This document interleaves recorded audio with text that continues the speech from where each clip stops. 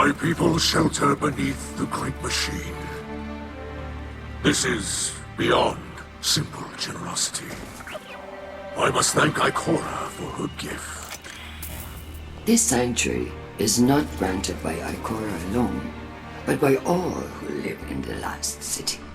Yes, and on their behalf, let me extend a welcome. I am Osiris, and this is Lakshmi too, future War Court leader and city representative. My greatest appreciations to you both.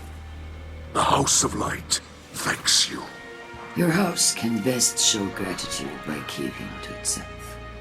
I know your assistance with the Vex will benefit us all, but not everyone in the city is so open-minded. You appear to be settling in. I will leave you to it. If you require further help from us, you must only ask. I shall. There are several modifications we will need for stable ether production. Submit a proposal to Ikora. She seems willing to get you anything they need. I must return to the people in the city. Future War Court has foreseen great misery for them in the days ahead, and they will need an advocate. I often forget how highly those in the tower have placed themselves. The air is thin there. Best not to breathe too much of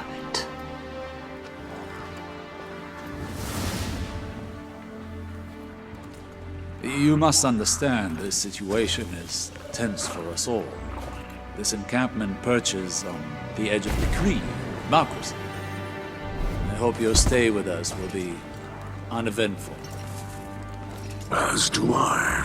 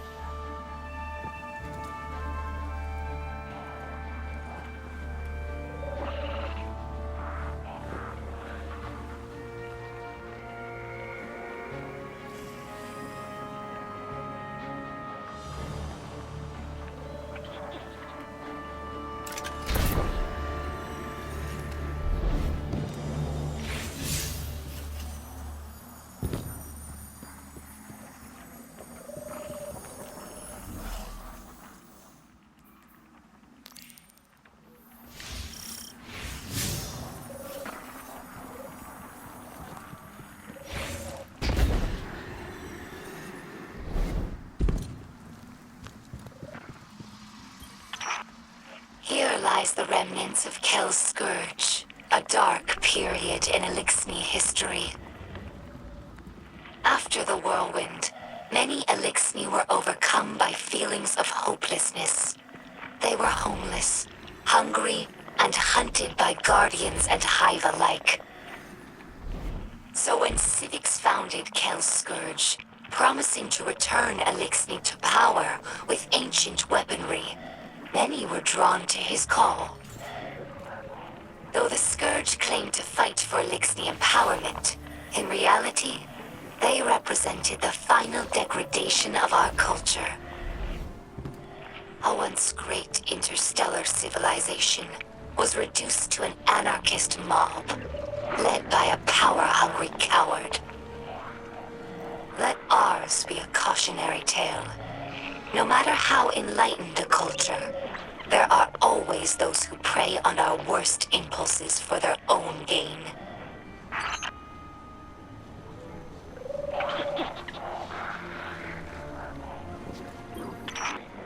Elixir houses are more than tribes for sharing work and resources.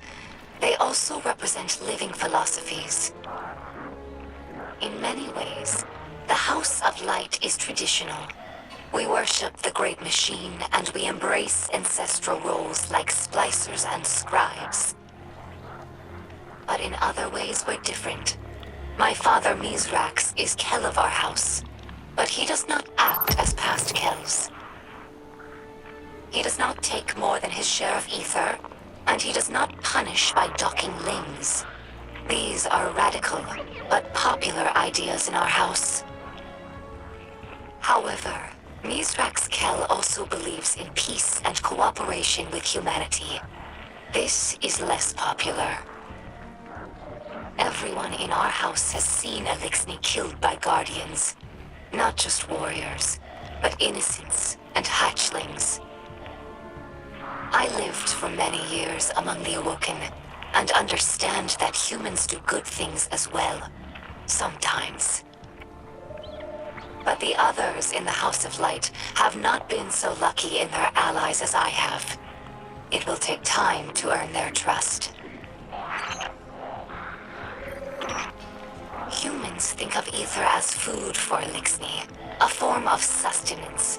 That's only partially true. Ether also catalyzes physical maturation and promotes molting. In that sense, it's like hormones in human adolescence. In a world of unlimited ether, like Rees before the whirlwind, all Elixir look like captains. That's our final form. Most Elixir you see now are underdeveloped.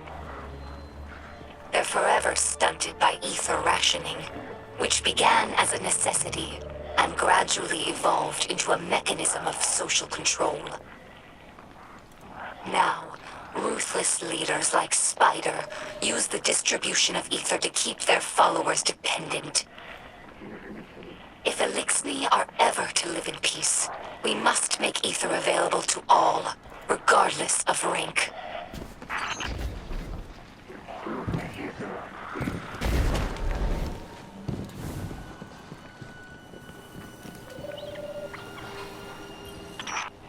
Hello, my name is Ido. My father is Mythrax, Kell of our house. I took my name from his first awoken friend, Sir Ido. As scribe for the House of Light, it's my job to preserve our house's history, so that hatchlings may one day learn our stories. Mythrax Kell requested that I leave some records for the humans of the last city, so they might learn about Elixir culture in their own time. As he says, inside a catch, everyone breathes the same air. Though I have doubts that the humans will care to hear our stories, the snipers who look down on us do not seem like the curious types. But the Great Machine has chosen them, so I must give them the benefit of my faith. Hopefully this effort does not go wasted.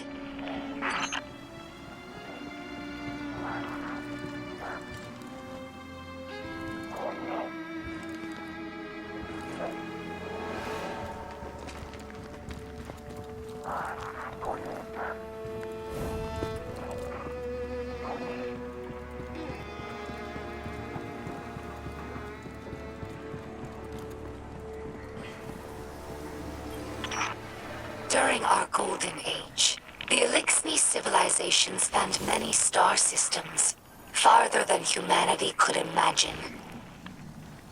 And in all of our exploration, we never found anything more wondrous than the Great Machine. It's one of the few things that all Elixir houses can agree on. That's why shrines like these are made of many small pieces. Each bit was added by a different house. It's a tradition that lasted generations. Most of those houses are now extinct, and their members are scattered.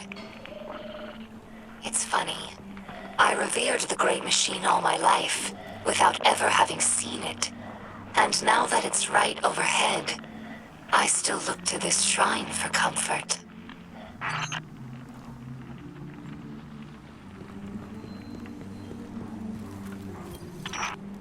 I discovered this shell among Spider's supplies. Many Elixir fear Guardians, but delight at your ghosts. We think of them as extensions of the Great Machine's will, deserving of reverence. When we arrived here, we were surprised to discover that many Guardians treat their ghosts like equals, or worse, like servants. Guardians throw their lives away for sport, in games like Crucible or Gambit, taking the miracle of resurrection for granted. As if ghosts needed the humans and not the other way around. Elixir have had their blessings from the Great Machine, it's true, but we've never known the power that ghosts grant humanity. I think that if Elixir became Guardians, we would use the light to serve the Great Machine, not our own amusement.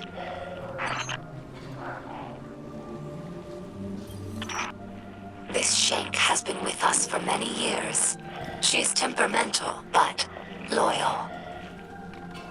She's in need of constant repair, but we're used to it. Our house has fixed every part of her, from sensors to exhaust. So when I look at her, I don't see an object. I see the members of my house. I see myself. To us, machines are vessels, not just tools. This is why scrapworking is so important to Elixir culture. It's a way of sharing our spirit with the world, even when we have nothing. I'm sure that Guardians feel the same way about their tower. It's more than a hollow form, more than the rubble it was built from. The tower is the keeper of the Vanguard spirit, and you would defend it more fiercely than any other building. Is it not so?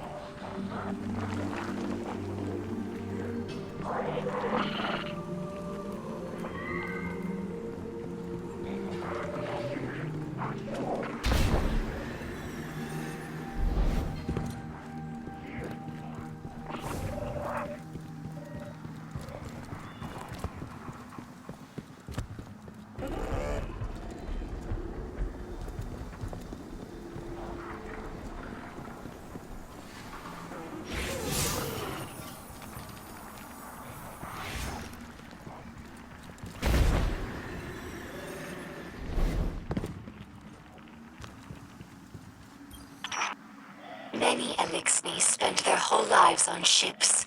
They become more than a home. They're like a member of the family.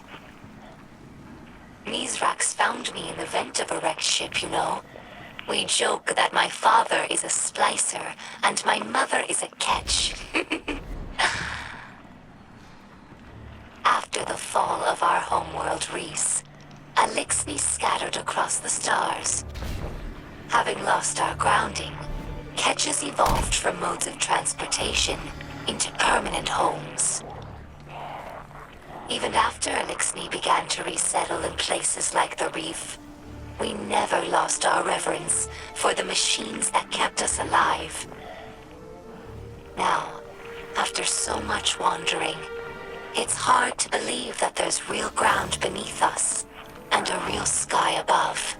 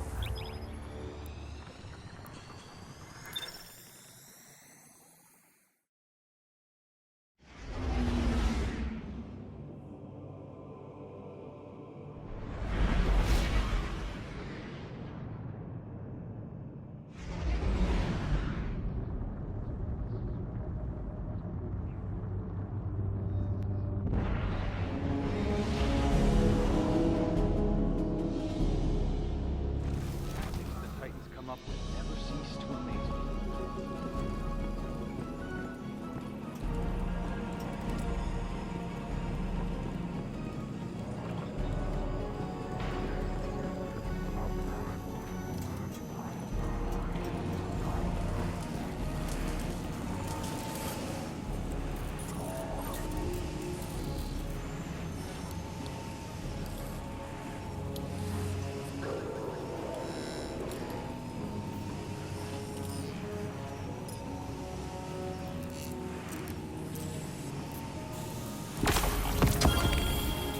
Guardian, I greet you in the light. It is I, Mythrax, or Mythrax, as your people say. I speak to you through a servitor we liberated from the House of Salvation. It fuels our camp now, turning raw matter into the ether we need to survive. I will use it to study the paradrome cube you recovered from the Vex. In this way, it will provide for us both. We are settling into your city. You may have seen the work of the House of Light scribe Ido, my daughter. She has been creating a chronicle of our journey. But there will be time for that later. This city holds great scholars and warriors. Ikora, Osiris, Lakshmi too, even a saint. They have agreed to aid in your fight against the machines, and I will be your guide. I am a sacred splicer, one who can touch the light rippling through the Vex networks. For the light is all. The wind through the grass, and the motion of galaxies. In this way, I can see into the Vex domain. But your abilities might grow beyond mine. I have prepared something for you. A splicer gauntlet. The first made for a non